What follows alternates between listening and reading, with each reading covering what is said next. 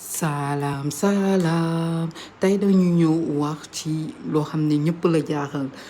P Diddy dafa fay pour que ñu rey Tupac temps yi histoire Tupac bi dafa ñëwaat surtout depuis le 27 passé nga xam ne policiers yi dañoo ñëw ne arrêté nañ ki rey Tupac bon ki fi di yàgg na fi ne yàgg na def ay interview di wax ne dafa nekkoon ci oto bi nee na du moom moo yore gën bi da ko jox keneen et cetera yàggoon na di ko wax yàgg nañ dégg ci loolu mais parti bi intéressé nit ñi mooy fi ki fi di naan dafa dégg nekk P Diddy dafa joxe woon xaalis pour ku rey Tupac wax jooju mu ngi ñëw di gën a fees waaye ki ñu gën a rey ci wax ji yëpp 50 Cent la 50 Cent moom dafa taxaw ne carrément que P Diddy moo rey Tupac